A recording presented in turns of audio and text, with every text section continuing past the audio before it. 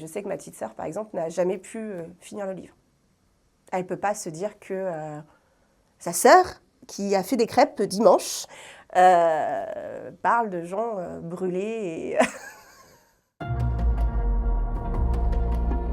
Je m'appelle Charlotte Le Tourneur, je suis autrice, ancienne autrice de romance. J'écris aujourd'hui du polar et je viens de signer Au Fleuve.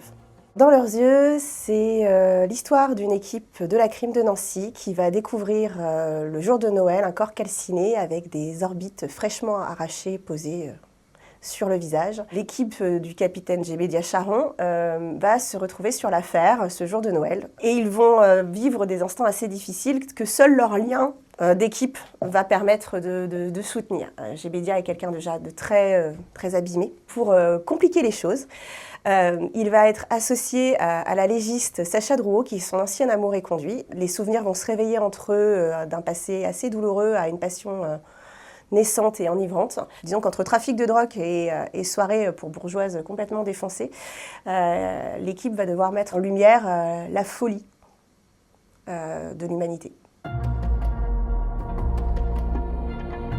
J'ai été inspirée par Le Méchant et de là j'en ai découlé toute l'histoire à l'envers. Et après j'ai créé l'équipe, et donc Sacha et Jébédia et toute l'équipe de la crime pour plonger dans cet univers noir, mais aussi par leurs émotions pour adoucir le trait dur de l'histoire. Le plus dur à construire, ça a été Sacha. Elle ne veut pas dégager de douceur, mais en même temps c'est quelqu'un qui ne demande qu'à en connaître de la douceur. Et elle travaille dans un monde où les morts sont plus parlants que les vivants pour elle. Et tout ça, c'était quelque chose qu'il fallait construire avec des gens qui répondent en silence, donc les morts. Moi, je suis infirmière de métier à l'origine. J'ai été aidée par un légiste, j'ai été aidée par mon mari qui est médecin. Moi, j'ai fait mes propres recherches. Beaucoup de contacts envers des policiers et beaucoup de temps à discuter avec les gens au niveau des émotions. C'est-à-dire, je faisais lire un chapitre à des bêtas et moi, je leur disais « mais t'as ressenti quoi ?» Et je remaniais les émotions grâce à ça. On est tous liés à nos émotions. Cette particularité de nos vies, de notre quotidien, je voulais qu'on la ressente.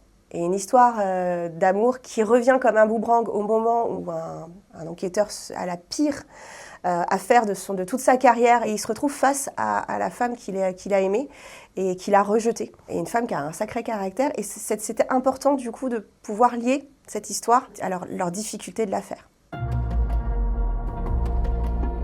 Alors moi, je suis maman de 3 jeunes enfants. C'est tendu les temps d'écriture. Que j'ai envie ou que j'ai pas envie, il faut écrire. Il faut continuer l'histoire pour garder le lien avec les personnages, pour continuer à vivre avec eux. J'ai bossé en psychiatrie quelque temps.